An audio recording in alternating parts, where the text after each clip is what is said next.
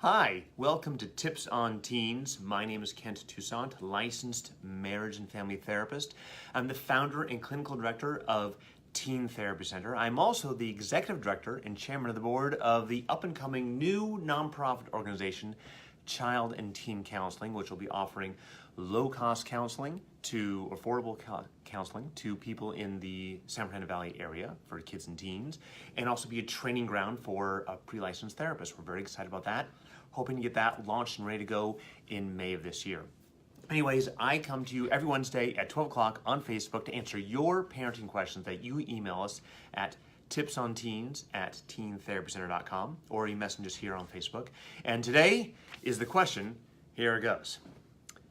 My son is in 6th grade and got into his first fight at school. Both boys got suspended. No one got seriously hurt. What should I do to make sure that he doesn't get into more fights? So this is actually a very layered question. And first, before I get into how to stop him getting into more fights, let's get into that transition of you pick your son up from school, from the principal's office, and what do you do? Because this is the first thing into helping him not get into more fights. You get him in the car, he's probably got a lot of emotions going on. He's probably scared, angry, upset, even if on the surface he's like, yeah, no big deal, whatever. There's a lot of emotion and adrenaline going on. So you check in, hey, you're probably pretty upset. No, I'm fine. Okay, do you want to talk about it now, or do you just want to drive home, listen to some music? More than likely he's going to say, I just want to drive home, listen to music. That's fine. So you let him listen to music, you drive home, you get him something to eat. If he's got a lot of energy and adrenaline, let him go shoot hoops, let him ride his bike, let him do something physical to get out some of that extra energy. Not screens, though. And again, this is a whole other topic we can get into, but screens are just going to build up more and more anxiety and more adrenaline. Let him get physical exercise out. Once he's kind of at the place where he's calmed down, say, hey, I want to talk to you about what happened in school today. You're not in trouble. I'm here because I want to understand your side and I want to help you. And invite him if he wants to go first, or does he want you to go first? And if he wants you to go first, say, okay, well, this is what the principal told me, and go through the details of this is what the principal said. But I really want to know what you have to say. What was your side of the story? If he starts telling you his side, don't interrupt him, just let him talk. Now, if you need clarification, you can ask clarification, but don't say, but the principal said this, or but you usually do this. Just let him talk and get it all out, whether you agree with it or not. Once you have his side, then repeat back to him, this is what I'm hearing you saying. And you kind of repeat back to him what you understand this story and how he's feeling.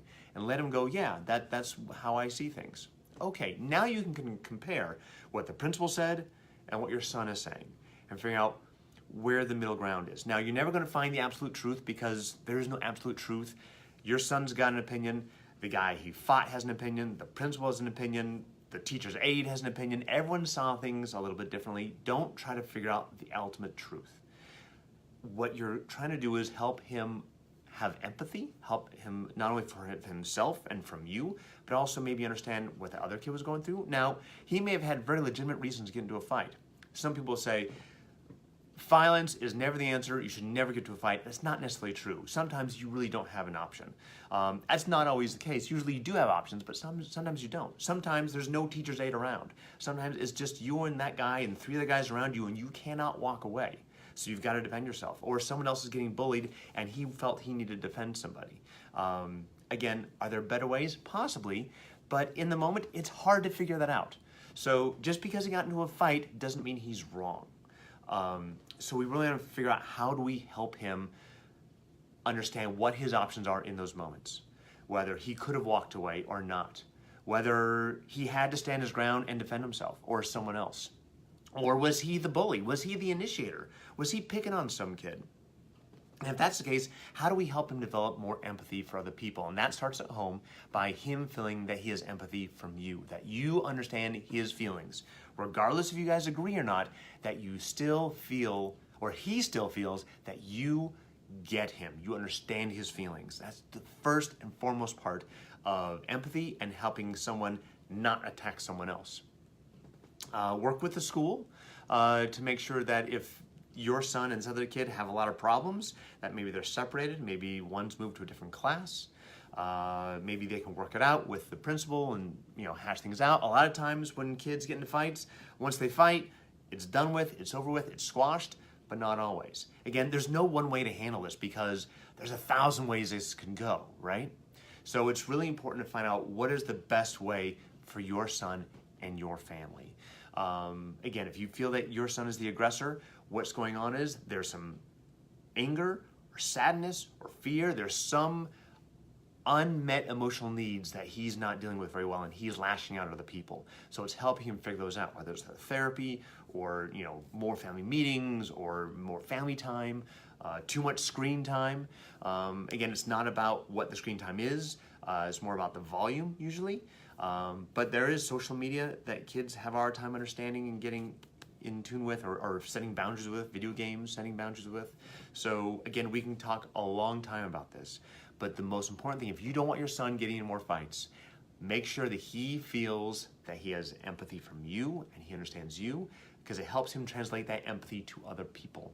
If you think there's something going on at school, an environment that's a little out of your son's control, make sure you're advocating for your son. If he's suspended and you feel like he was a little in the wrong, don't let it be a vacation. Make sure that, the power cord to the Xbox is going with you to work, and the keyboard, and maybe there's no screen time during that suspension. But again, every situation is going to be different, and you've got to make your own choice of what works best for your family. So anyways, great question. We can go on and on. I could talk your ears off, but you probably have to get back to your lunch. So I don't want to interrupt your salad. But tune in next week. We've got another great question coming up next week.